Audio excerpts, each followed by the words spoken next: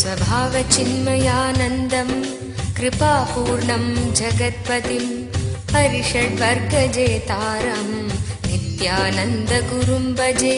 स्वभावचिन्मयानन्दं कृपापूर्णं जगत्पतिं हरिषड्वर्गजेतारं नित्यानन्दगुरुं भजे। I'll repeat the sutra once more.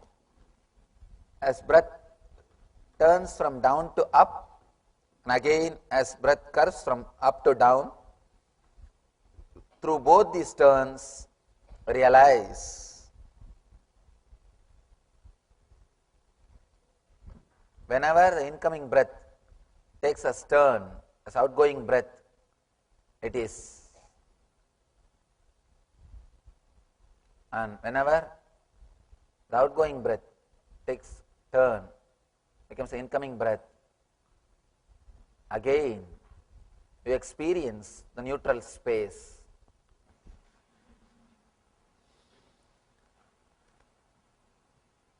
Your breath moves in only a circular way. It is not parallel line as you think. Because it goes in a straight way, you think it's a parallel line. It's not parallel. It takes a turn. Parallel lines never meet. Your breathing and mind both are very closely associated.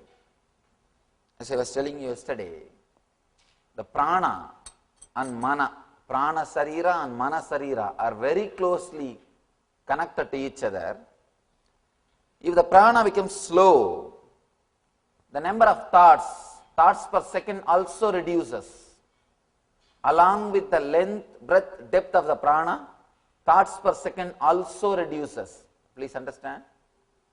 The length, breadth, depth of the prana or the breathing is directly related to the number of thoughts which you are having.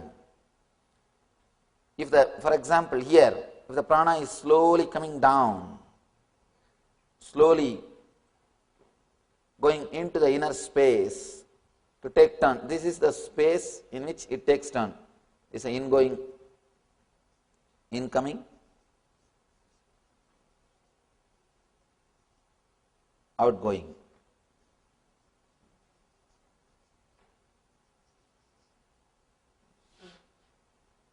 This is the prana. Along with that, mind also slowly slows down. Very slowly slows down. But the difficulty, you are afraid of losing your mind. You are afraid of losing your mind. That is why you never keep your awareness in this zone. This is like a neutral zone. If you know driving, you can understand. Whenever you shift gear from first gear to second gear or second gear to third gear or any change, you have to come to neutral zone. Only after coming to the neutral zone, you can change the gear. Even if it is from first to second, or second to third, or third to first, whatever it is, you have to come to the neutral zone.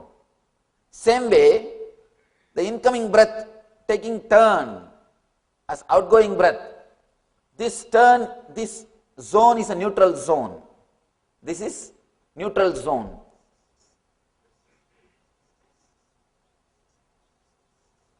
You are afraid of this neutral zone because in this neutral zone you are empty.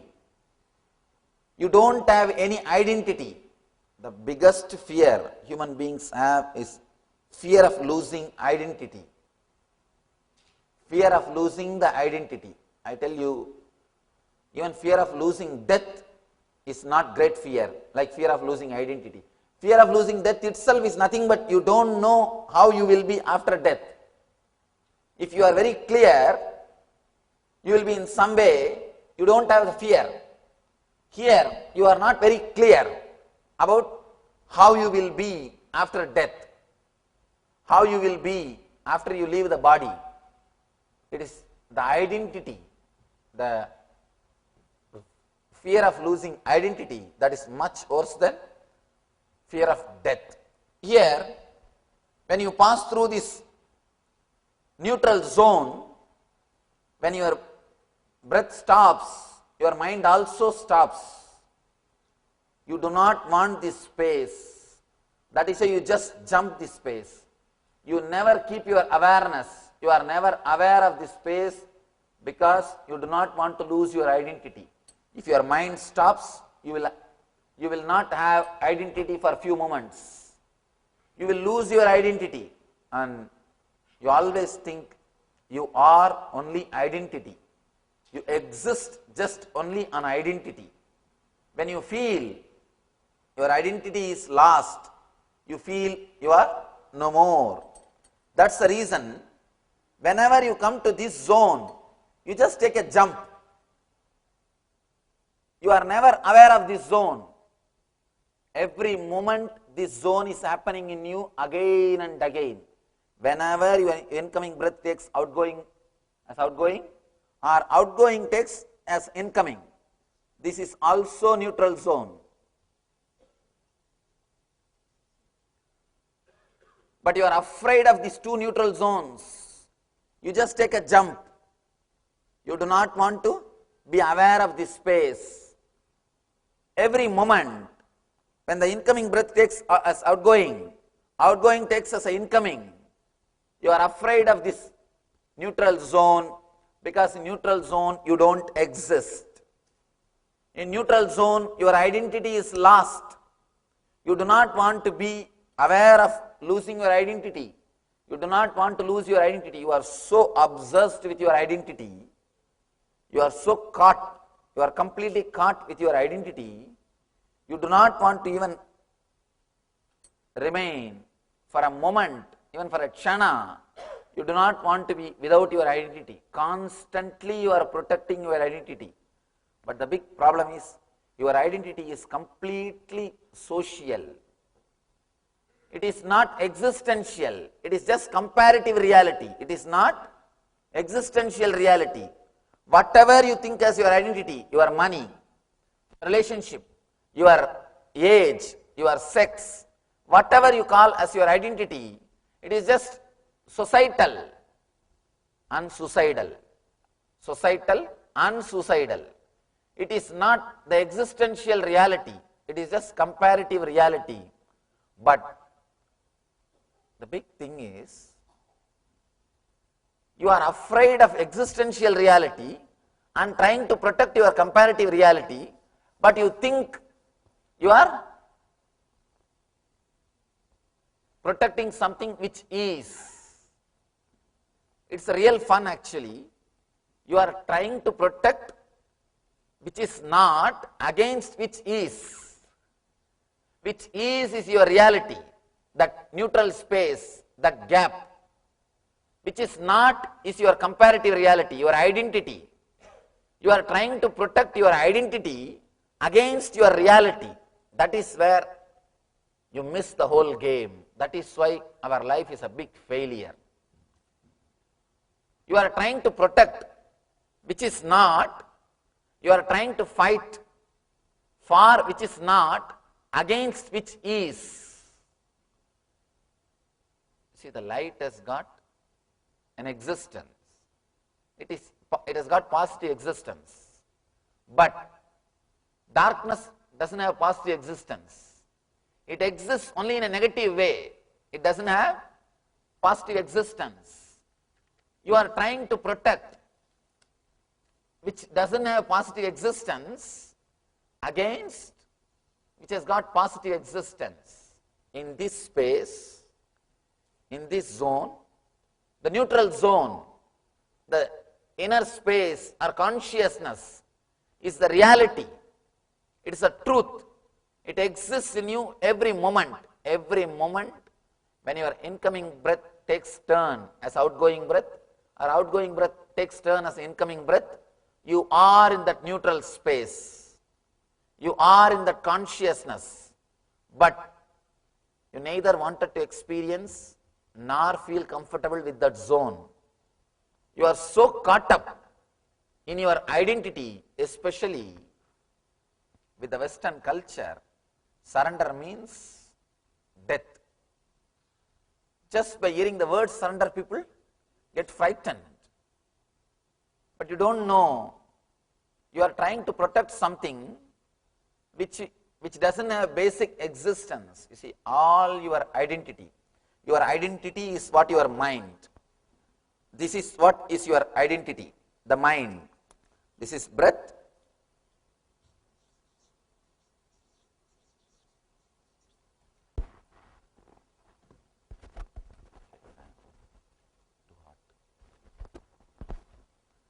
It's a breath and it's mind. Mind is nothing but your identity. Again here, outgoing breath, mind. This is the zone, neither breath is happening nor the mind is working. This is the zone where both stop. When your breathing stops, when your mind stops, you experience the zone of consciousness. This is what I call neutral zone. The difficulty is, if your mind doesn't feel comfortable, if your identity doesn't feel comfortable, then naturally you just jump this zone. You do not want this zone in your life. Constantly you are trying to avoid God. Constantly you are trying to escape from God. Constantly you are trying to escape from consciousness. Please be very clear. Jesus says, knock and it shall be open. I tell you, he is knocking, just open. Jesus says, knock and it shall be open. No, he is knocking. Every moment when your breath takes turn, he is knocking your door. All you need to do is you just open the door. You don't have to knock. He is already knocking. The main thing, you need to feel comfortable with that neutral zone. The more you feel comfortable, more you feel protected, more you feel secured with that neutral zone, you will start experiencing the neutral zone again and again. When you start experiencing the neutral zone, you will stay in consciousness. Yesterday, Shiva was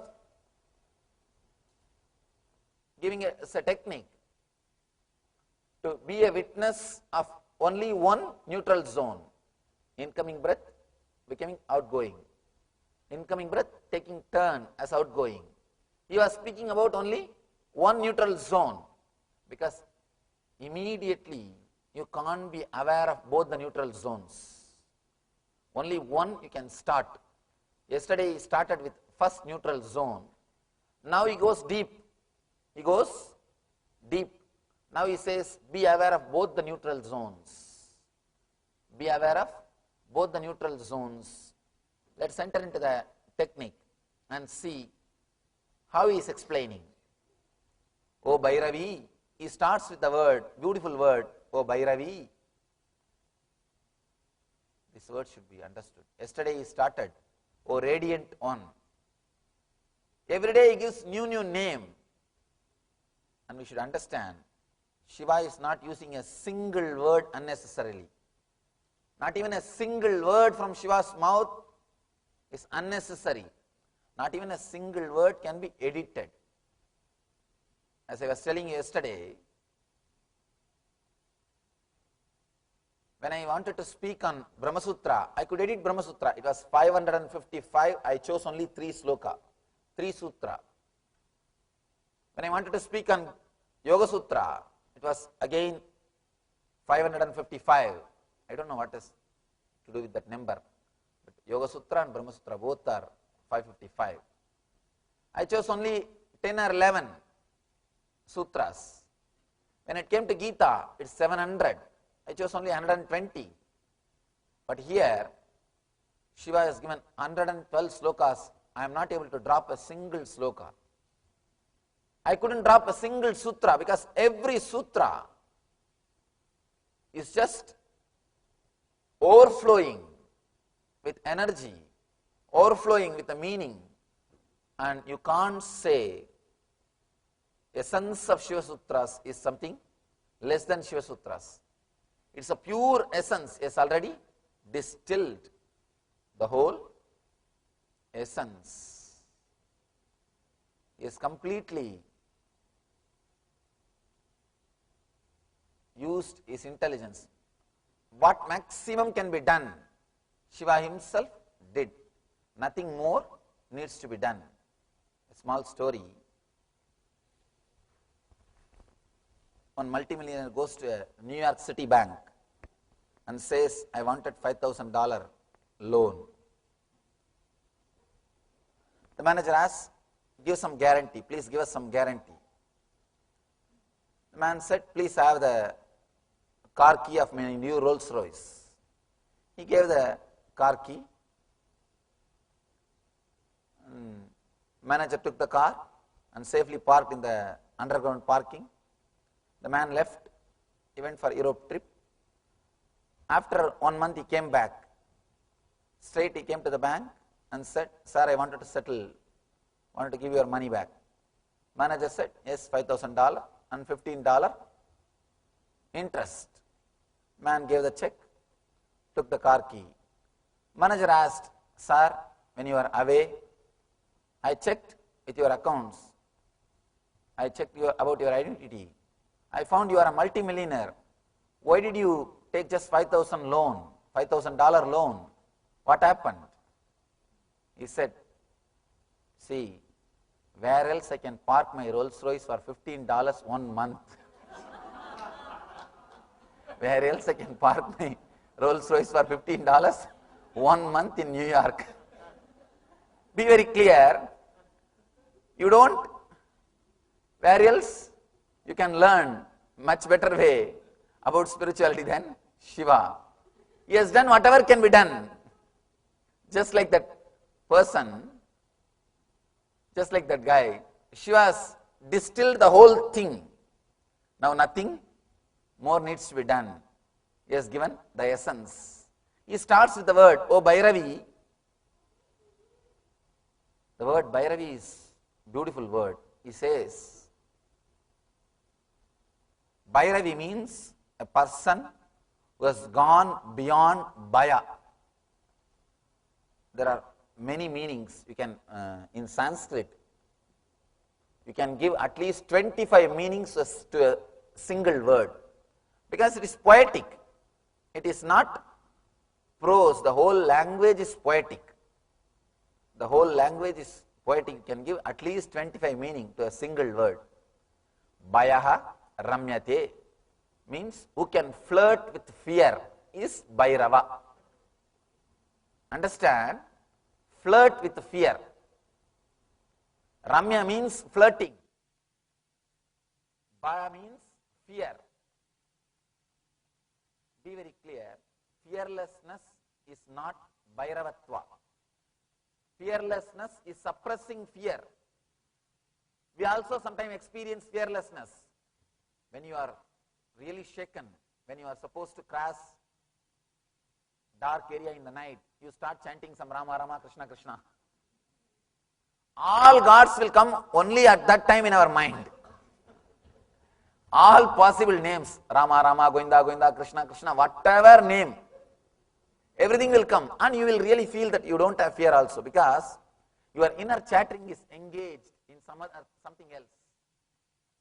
When you engage your inner chattering in something else, you really feel that you are out of fear, or you don't experience fear. That is what we do when we repeat these mantras. Please be very clear. When you repeat the mantras, you only divert your attention. Don't think you get the solution.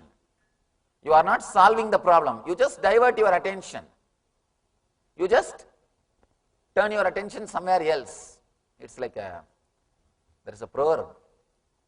If cat will think, you can see cats when they drink milk, they will always close their eyes tight, because they think once they close their eyes, the whole world will become dark.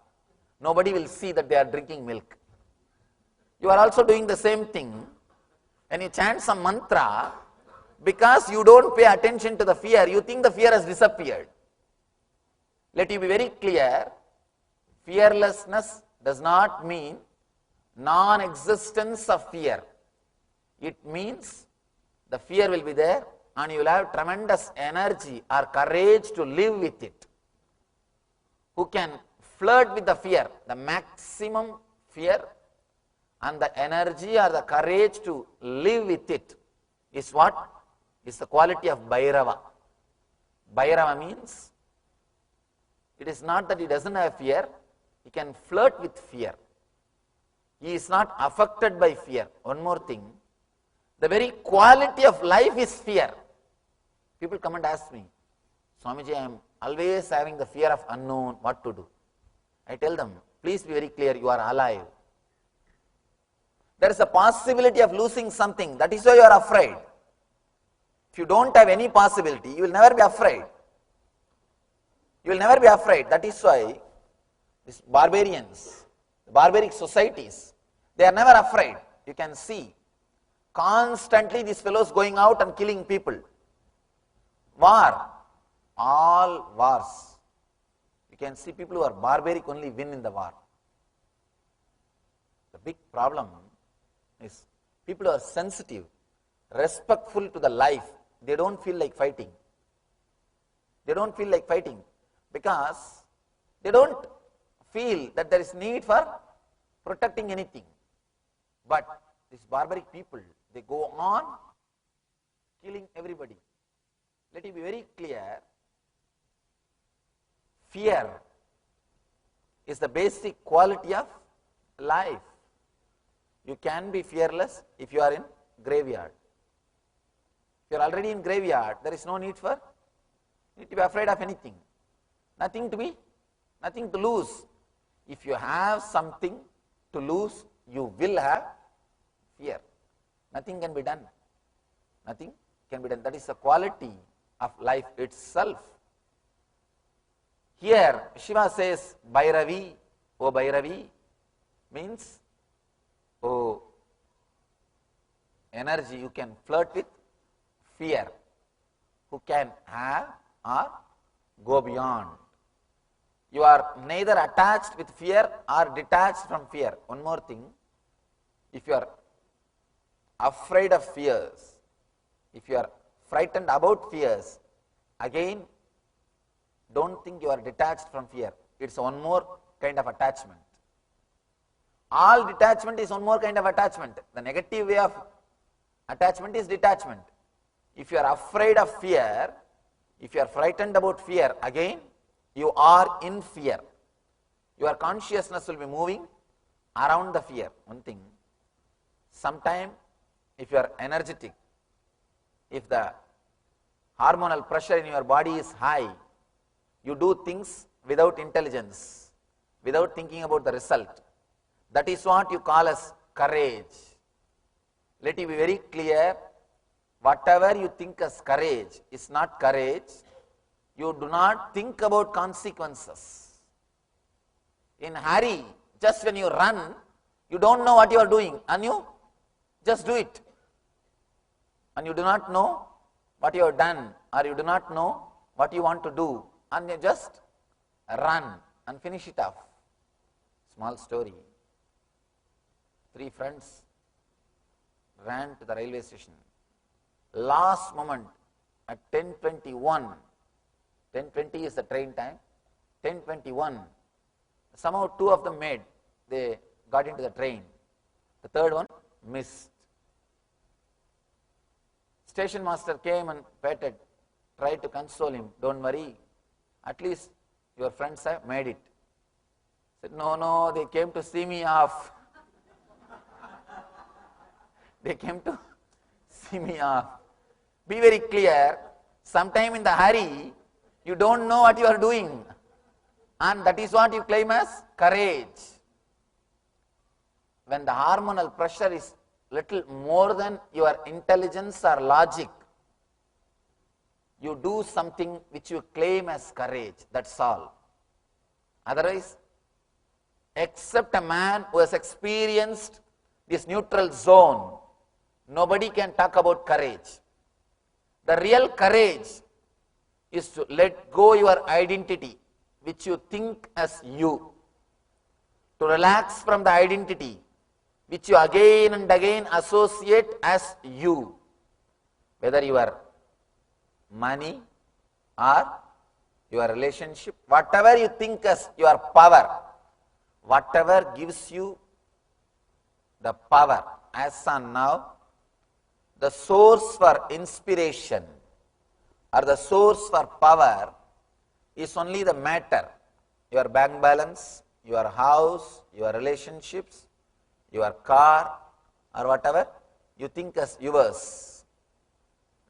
Your education, the I and mine, you derive inspiration from the I and mine, fear and greed, your wealth and relationships. Let it be very clear, if you are deriving inspiration, if your fear and greed or your properties, your identity is the source of inspiration for you means, let it be very clear, you are not too far away from depression. Because how long greed will be alive? How long fear will be alive? The greed will disappear the moment you have that product. Or if you understand that you can't have it. If you achieve or understand you can't have, both the time the greed will disappear. Then you don't have any source of inspiration. You don't have anything which makes you run. You don't have anything which brings you to life. Same way with fear. If your identity is based on society, be very clear, you are nothing more than a puppet. Big problem is, at least in puppet show, puppets are handled by one man. In your show, you are handled by thousands of people. Any single man can put you into depression. One word is enough. You are already in depression. If somebody asks, are you mad? You shout and prove you are mad. Somebody asks, are you mad? You shout and prove that, yes, I am. I always tell people, if you don't open your mouth, people may suspect you are a fool. If you open, you will confirm it. And if your identity is based on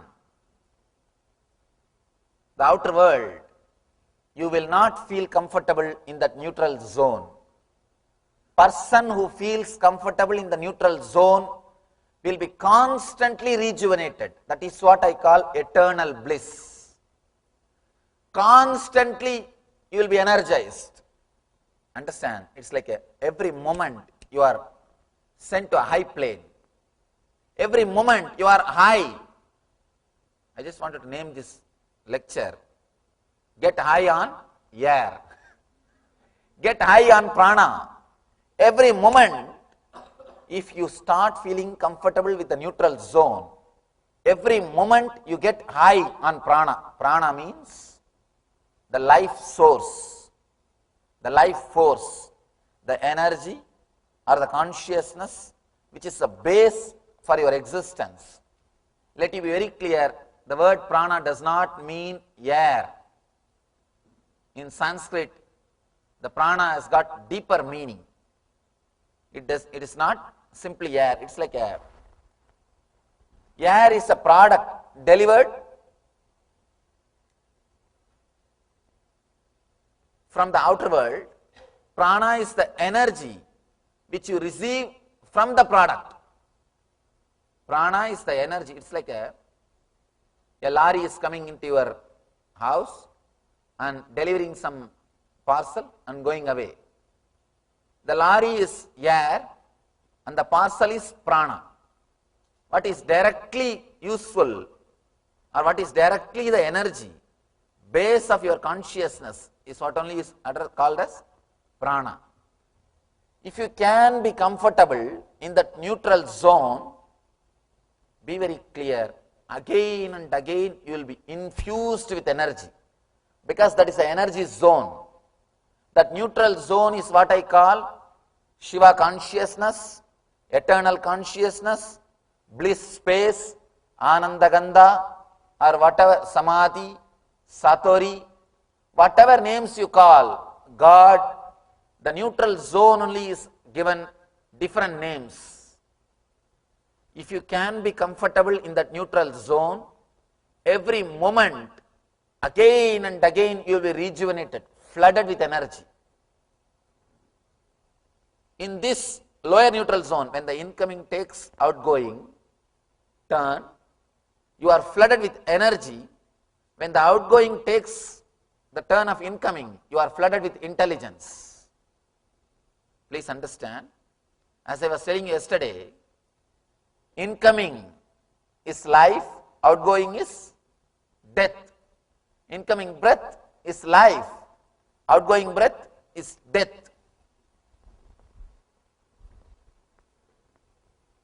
This is the lifeline and this is death. With the life, you are flooded with energy. With the death, you are flooded with intelligence. If you are unaware, you will miss the energy and miss the intelligence. Every death teaches you. Every death. One more thing, when I use the word death, I don't mean only the physical death. If you lose some money, suddenly you lose $1 million. Some part of your being is dying. That is why you feel so much of pain. Your identity as a millionaire is dying. Same way, even if you don't have good relationship with your parents, if they die, suddenly you feel emptiness, the pain. I have always seen in India, as long as parents are alive, these guys will not even give little water. They won't take care of them. The moment they are dead, they will have beautiful big photograph and put all kinds of food and seeds in front of that photograph and do aarti. There is a nice one-liner I read. As long as the grandfather is alive, he lived only in the outhouse. The moment he is dead, he is allowed inside the house as a photograph. His photograph will stay in the main hall, but he has to stay in the outhouse. You don't feel, even when they are alive, you don't feel so connected to them. But when they are dead, you feel the emptiness because something in you is dying. With every incident, something in you is dying. If you can be aware, if you are aware of that moment, you will receive intelligence. Every incident teaches you. Be very clear. Every incident in life teaches you something. If you are aware, you learn the lesson or you miss it. Then again the life has to teach you. But till you learn, life is not going to leave you. Be very clear. A small story. A singer was trying to satisfy the audience. He started singing, maybe some Carnatic music, something. After he finished, the whole group, all the audience, they shouted, once more, once more. Again he started. After he finished, again the audience shouted, once more, once more. He was on his peak, oh God, people are enjoying. And it went on and on 5 times. Then he slowly started suspecting, what is happening? Anyway, after the 6th time, again people started shouting, once more, once more. He asked, why? You are all really enjoying this song. He said, no. Till you do properly, we are not going to leave you. Till you do at least once properly, we are not going to leave you. Be very clear. Till you learn the lesson, life is not going to leave you.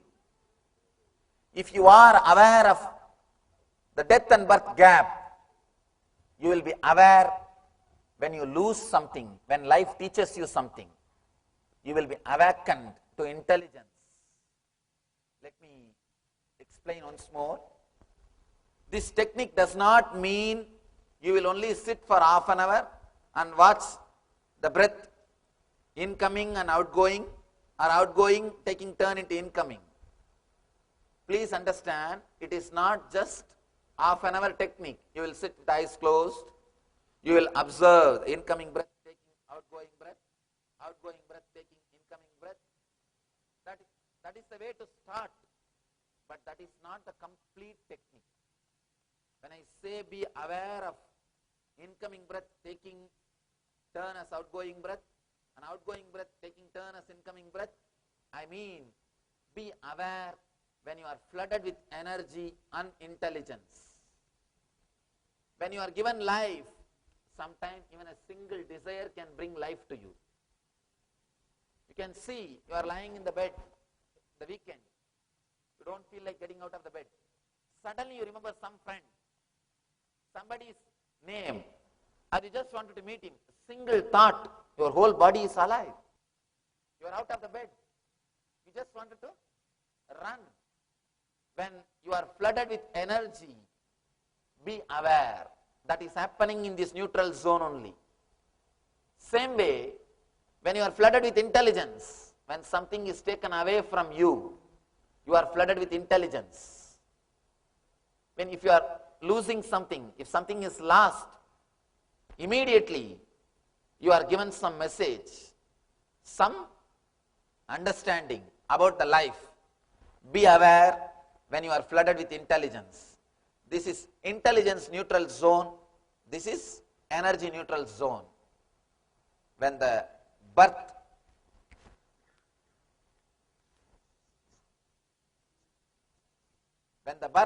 is disappearing into death, when the death disappearing into birth, be very clear, you are flooded with intelligence, with energy and intelligence. If you can bring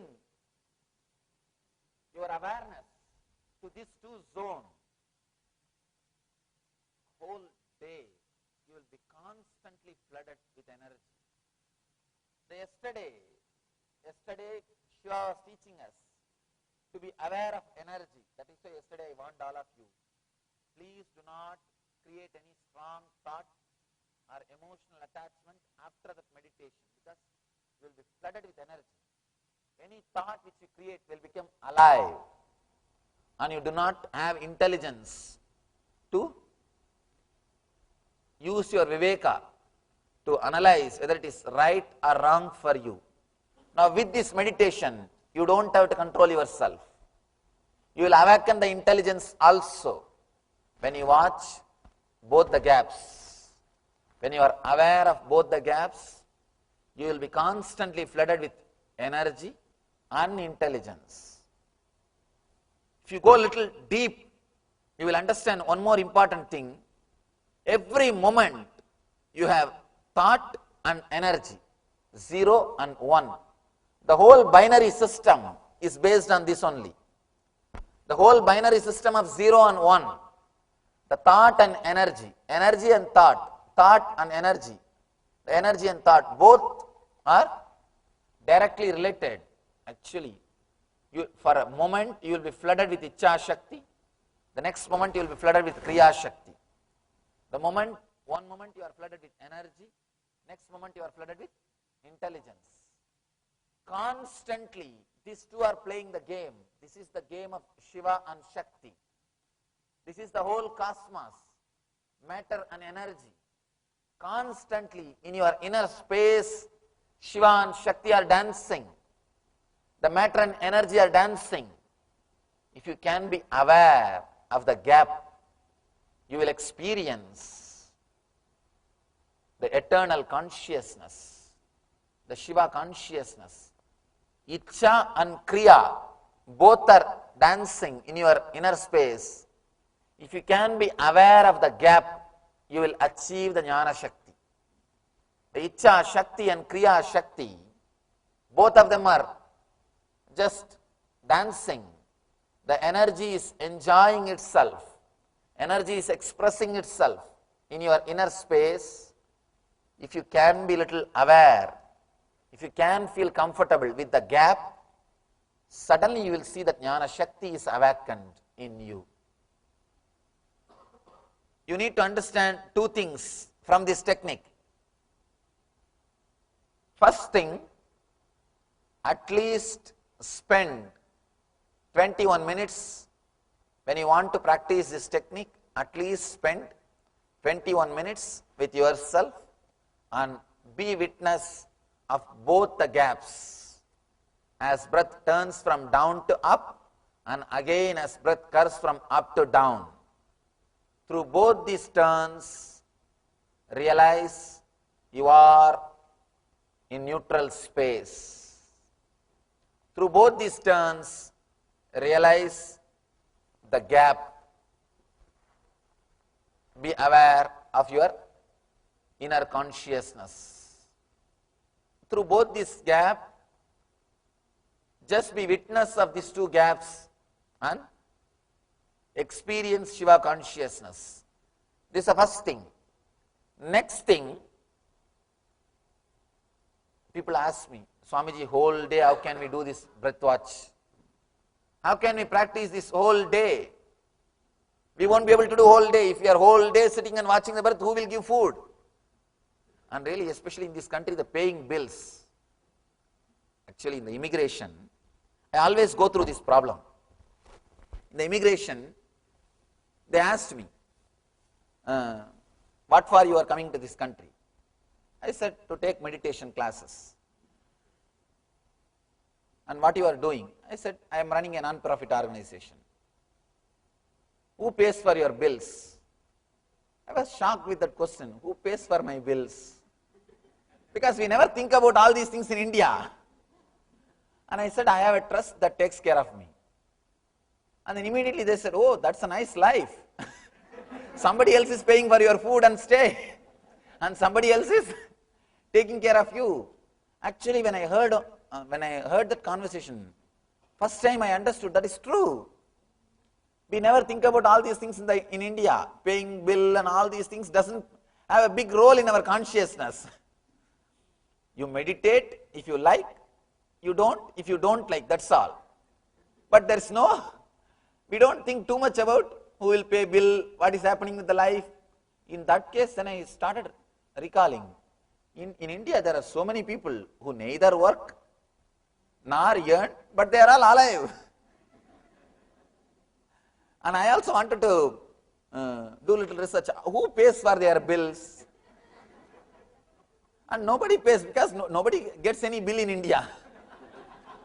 Something comes and something says, and they eat something and they live something. And really, when they asked me about this only, first time I started thinking, yes, and it's yes, you are supposed to work to live your life.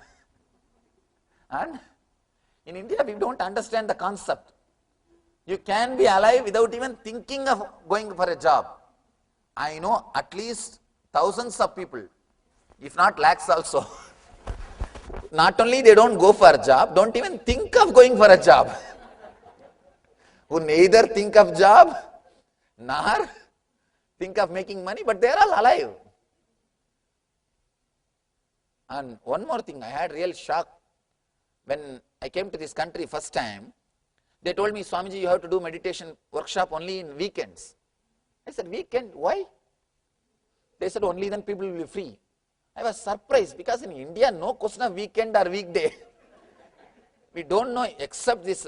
Now the cities which are getting westernized like Bangalore or Bombay, where the IT is becoming popular, except those one or two cities, we don't know the concept of weekend. We don't have the concept of weekend. In India, 3 months means at least hardly I will be free only for 3-4 days. In America, it's a big vacation for me because the whole day nothing to do. In weekdays, nothing to do, only evening lecture. Practically I am free. That's why I feel that whenever I come to America, it's a big vacation. In India, no question of this weekday or weekend. The lifestyle itself is totally different. Suddenly I realized, yes, you are supposed to work to live. And you see, it is not that I never went for a job because I lived this spiritual life, that is different. Even in the area in which I lived, the culture in which I was born and brought up, nobody goes for job and all those.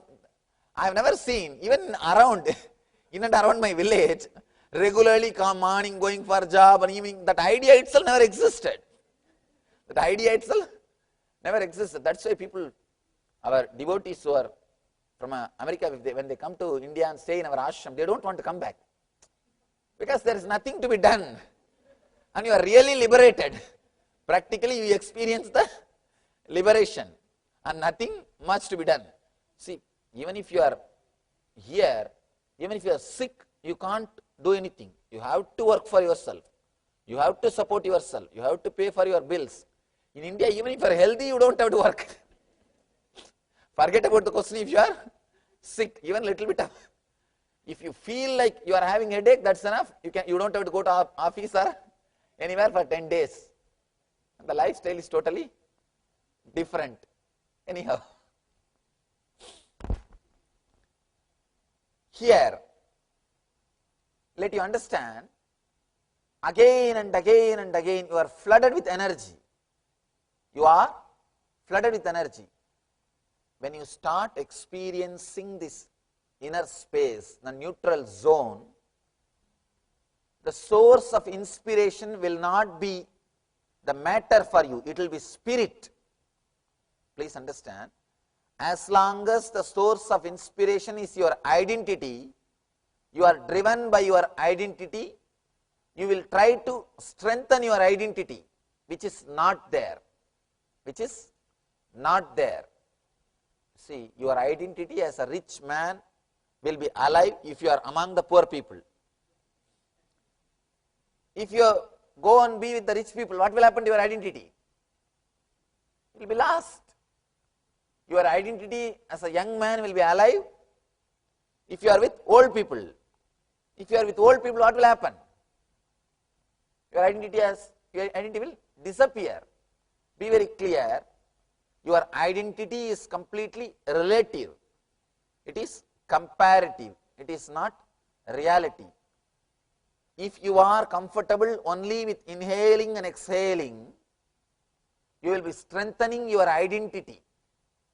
Your inspiration source will be your identity, and you will be working to strengthen your identity. Means death to death.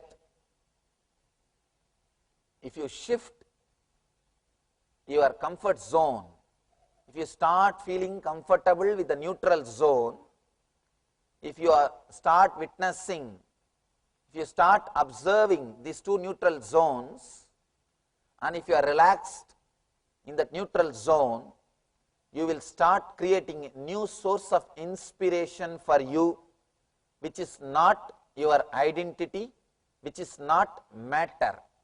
Please be very clear. As long as matter is the inspiration source for you, as long as your identity is inspiration source for you, you cannot be alive, active eternally. You cannot be alive or active eternally. You will be entering into the space of death again and again, because matter cannot be alive. Matter by its very nature is not alive. If you start feeling comfortable with the neutral zone, the spirit will become inspiration source for you. You will be driven, you will become active, alive again and again by the spirit, by the energy and intelligence. Energy and intelligence will become source for your life. Whenever you are flooded with energy, whenever you are flooded with intelligence, you will be able to receive it. You being flooded with intelligence and energy is what I call God consciousness, experiencing Shiva. Do not think experiencing Shiva means somewhere you will see a big God with that four hand and a snake and with a trident. That is not experiencing Shiva. Experiencing Shiva means you being flooded with energy and intelligence. Whenever you are flooded with energy and intelligence, be very clear, you are experiencing Shiva consciousness. You may be aware or unaware, but you are experiencing Shiva consciousness. First, as I told you, at least 21 minutes, try to practice this technique, watching both the gaps.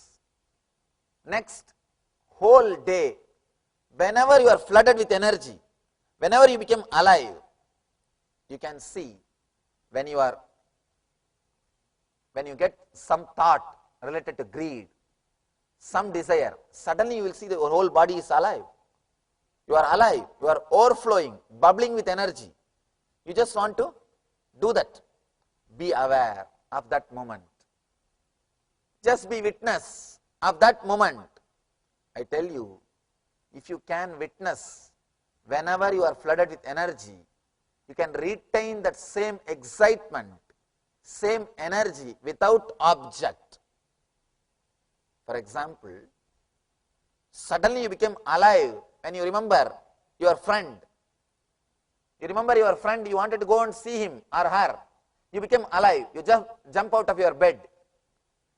You can jump out of your bed. Be aware of that moment. Be aware what is happening in you. How that excitement is happening. How the energy is spreading. How you are being flooded with energy throughout the body. What is happening with your body and mind. Be alive. Be aware. You will see you are able to be in that same excitement, same high peak energy level without the object, without even that friend, without he or she. Then you are liberated from the object. Desire without object is pure energy. Energy directed towards object is desire. Desire and prana, they two are very closely connected. That is why whenever you are caught by lust or greed, your prana flow totally changes. Now, I am trying to help you to shift the whole consciousness of your prana. The source of inspiration for your prana should be the neutral space, not your identity. Person who is energized from the neutral space, he will be alive, active, vibrating and blissful whole day. There is no need for anything else. There is nothing needed from outside to excite him. His very being is excitement. That is why you can see kids. Nothing much is necessary to excite them. Nothing much is necessary to excite them. They are alive. Constantly they are alive. Simple things are enough to excite them. Actually, you don't even need a simple thing. The same thing, if you give it through the other side, they will be excited. Instead of giving from right hand, if you give from left hand, they will be excited. That's all. Nothing much is necessary. That is why Shiva is called Asudosha. In Sanskrit, there is a beautiful word, Asudosha. Simple things can please him. Because he is in that consciousness. He is like a child, innocent energy. There is no need for big things to please him. With Vishnu, you need to take lot of things. See the Vishnu lifestyle? All diamond jewelries, and beautiful snake bed, and milky ocean, pretty lady, pressing the feet. See the whole lifestyle. And all the dancers, heaven dancers dancing around. With Shiva, old bull, and only that valueless Rudrakshas, which has no commercial value, only sentimental value, no commercial value. See all his lifestyle. What are the ornaments? That snakes which nobody wants. And where is the place to live? The place of staying? Burial ground, where nobody wants to stay. See the whole lifestyle. Whatever society doesn't want, even a simple thing can please him. A simple thing can please him. The whole lifestyle of Shiva, that's why he is called Tyagaraja. He is called Tyagaraja, king of sacrifice. Means it's not that he doesn't have, even simple things are pleasing him. He is called Asudosha. Nothing much is necessary. To please Shiva, all you need is just one bilva leaf and little bit of Ganga Jal, that's all. Nothing else is necessary. But to do any other God's puja, you need so many items, so many things. With Shiva, nothing. See the cosmetics. Shiva's powder is only the Smasan Bhashma, which nobody touches. The place where he lives is burial ground. All these ghosts are the friends and servants. No no celestial dancers, nothing. You can see even in the churning of the ocean, when these guys churned the ocean, the milk ocean, one side Devatas and one side Asuras, Rakshasas, they were churning the ocean. So many beautiful things came out. Panchajanya came, simply Vishnu picked up.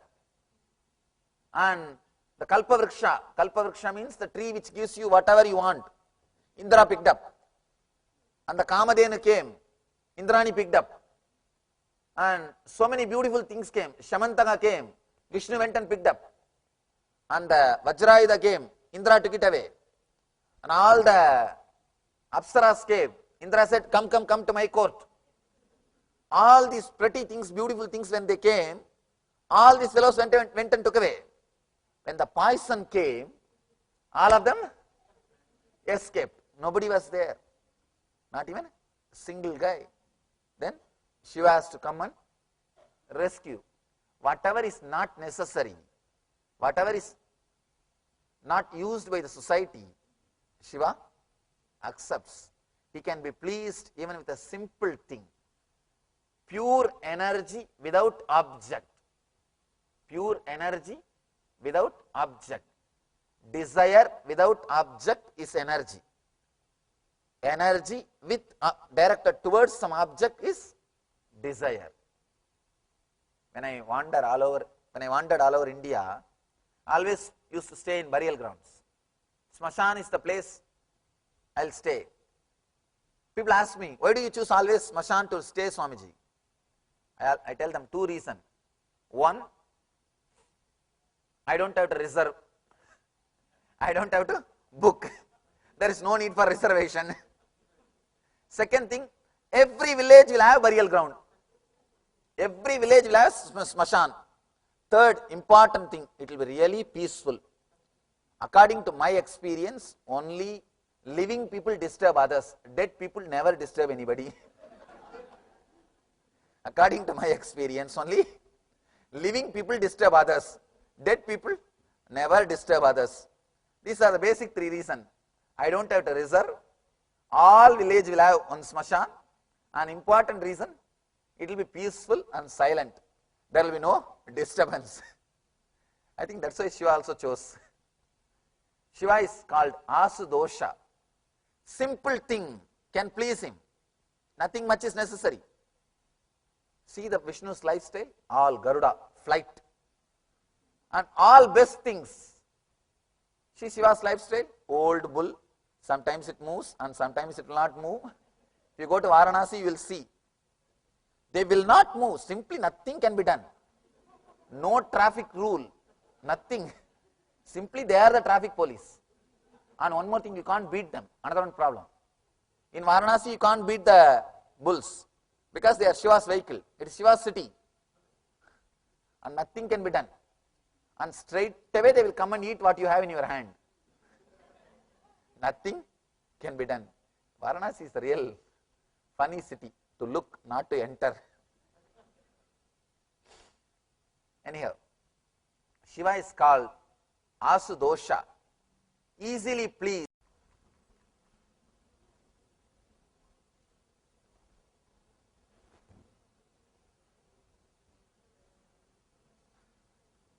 It is time.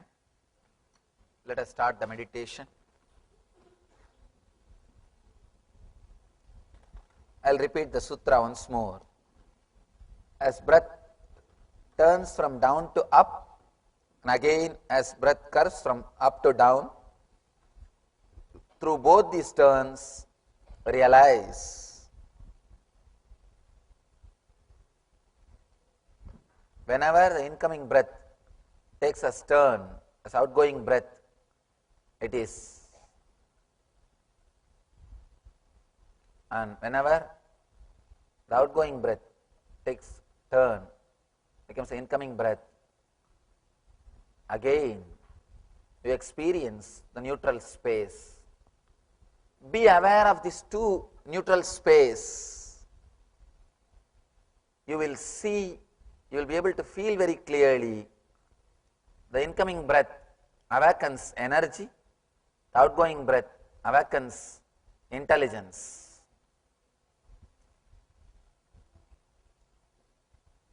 Of course, in a way, energy and intelligence are one and the same. Two sides of the same coin. To give you a little deeper explanation, energy, intelligence, love, bliss, all these things are one and the same.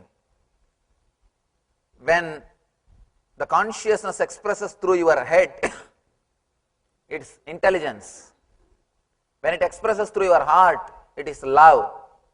When it expresses through your being, it is energy. When it is there as it is, without moving, it is bliss. So all four are same phenomena, different names of same space. Now it is time, we will work on the meditation technique. If you have intelligence without energy, it is curse, dangerous. Be very clear, it is curse. A small story. In a party, one guy goes near a lady and asks, "Please pardon me, but I am not able to resist noticing beautiful diamond in your finger. What is it?" She said, "Oh yes, you must have heard about this Culbertson diamond. It's very popular, but it comes with a curse." He asked, what curse? "Oh, that curse name is Mr. Culbertson." So, sometime, if you just get only intelligence or just get only energy, no intelligence, it is a curse. It's not a blessing. Anyhow, now let's enter into the meditation technique. Please be aware, yesterday you were conscious or witnessing only one gap, one neutral space. Now you are going to be aware. Now you are going to be witnessing both the neutral spaces.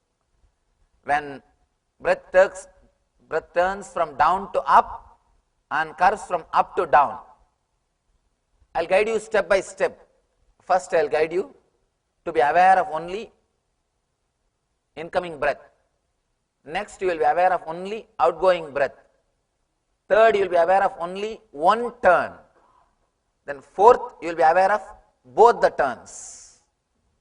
Let's go step by step so that you will be able to completely touch the neutral space.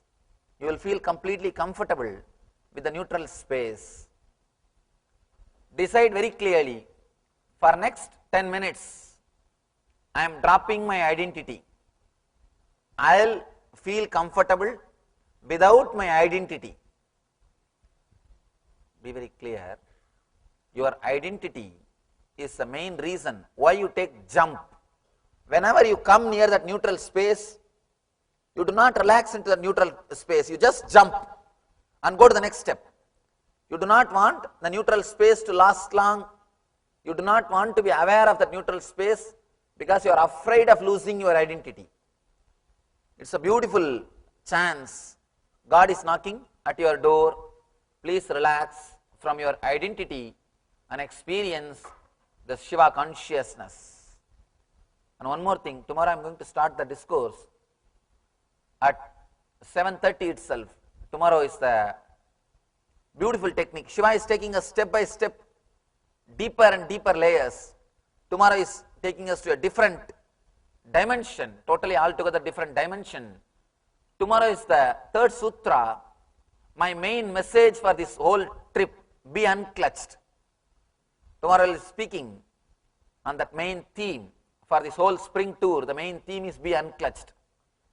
So tomorrow is the sutra of being unclutched. So tomorrow I may start at 7:30 and it may end, it may take some 3-4 hours. It is a beautiful sutra. I can say that is the essence of Shiva Sutra. Tomorrow what I am going to speak, tomorrow what the Shiva Sutra, what Shiva expressing is the essence Of course, as I was telling, I can't edit a single sutra. In that, if I have to say essence, this message be unclutched. Tomorrow, Shiva is delivering that message in the third sutra. So, we'll start at 7:30 itself. Yes, please get ready. Sit straight. Please tie your eyes. If you don't have any cloth, at least close your eyes tightly so that this light doesn't disturb your meditation.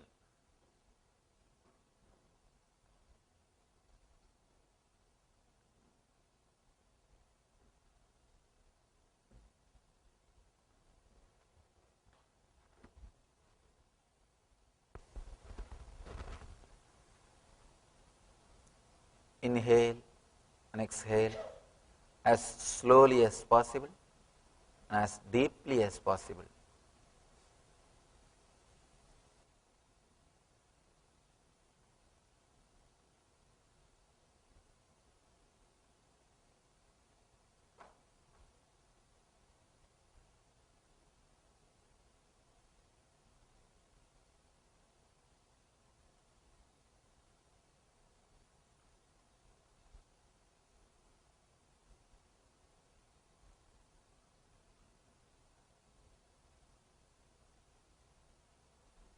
Decide consciously you are going to relax from your identity.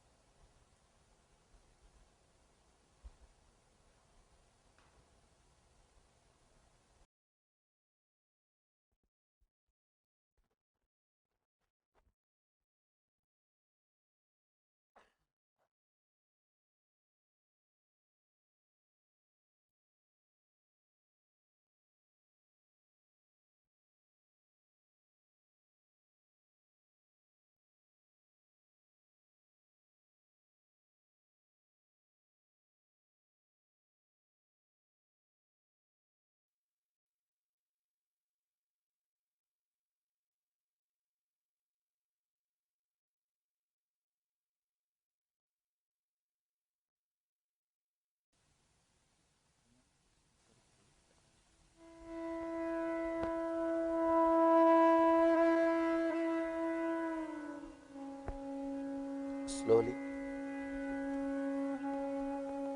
start witnessing the incoming breath. Witness only the incoming breath.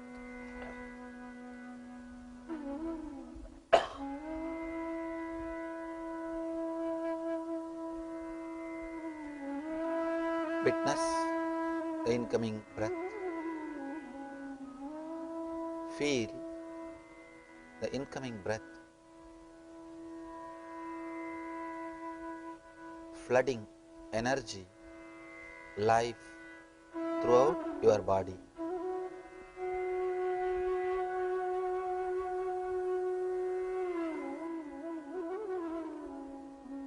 Feel clearly, deeply. Incoming breath is bringing life to your body. It is bringing energy to every cell.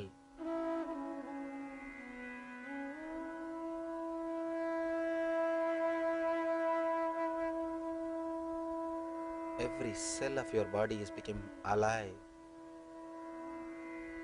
when incoming breath happens. When you are breathing in, feel every cell of your body becomes alive when you are breathing in. Witness and observe only breathing in.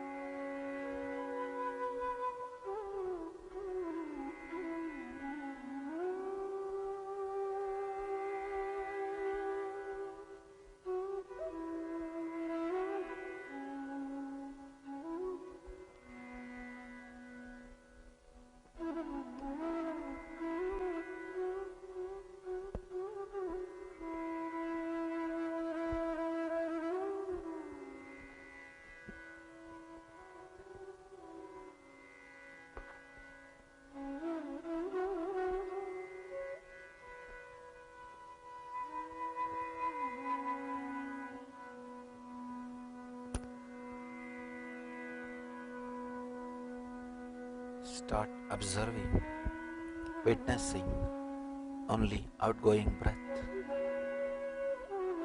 Forget about the incoming breath. Witness, feel, be aware of only outgoing breath.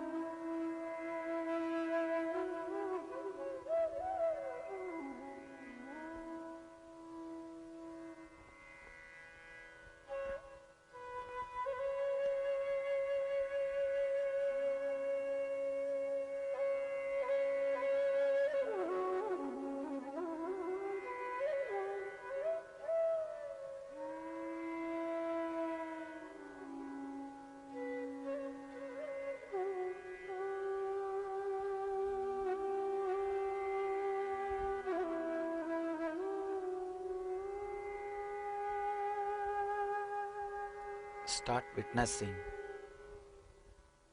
when the incoming breath turning into outgoing breath. Witness only one neutral space of incoming breath turning into outgoing breath. Forget about everything else. Just be witness, be aware of incoming breath turning into outgoing breath. Be aware of that one gap, one neutral space. Just be aware of that one neutral space. Witness only that one neutral space.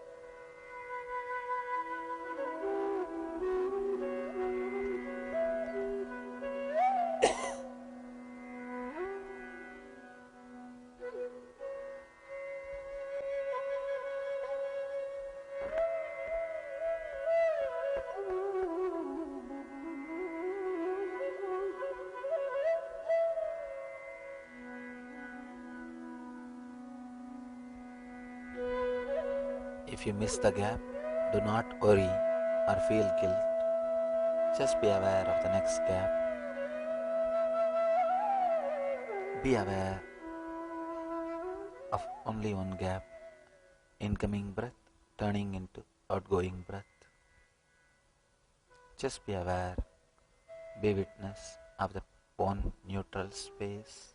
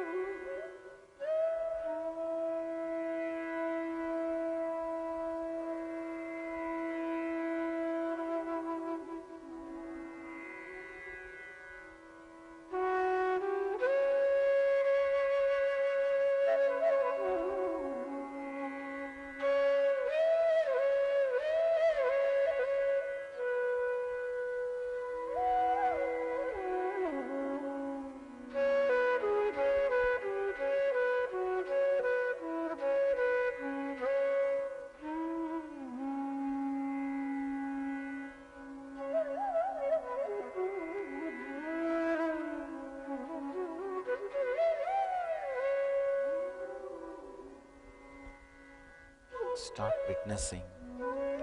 Be aware of both the gaps. Incoming breath becoming outgoing breath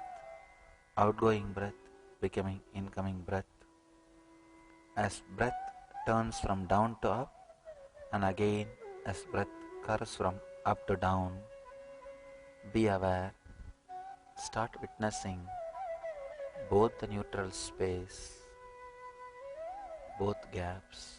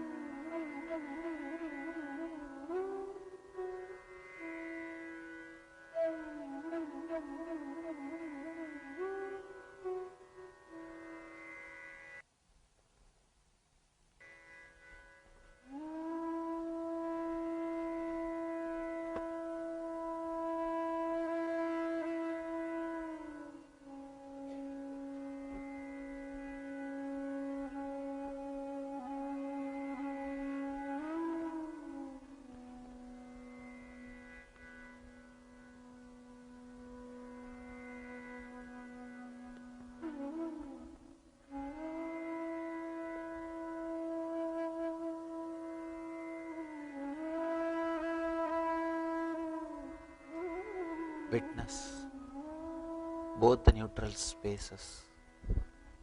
Witness as breath turns from down to up. Again, breath curves from up to down. Be aware.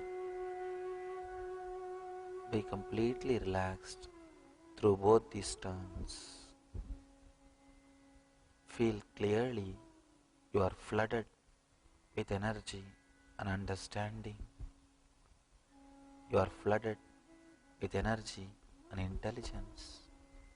You are in bliss, eternal bliss.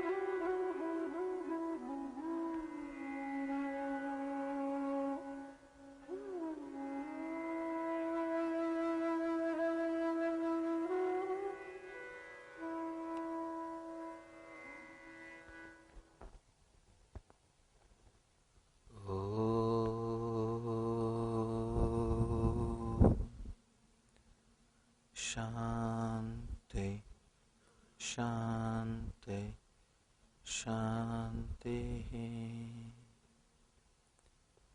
Namah Shivaya. Slowly, very slowly, you can open your eyes.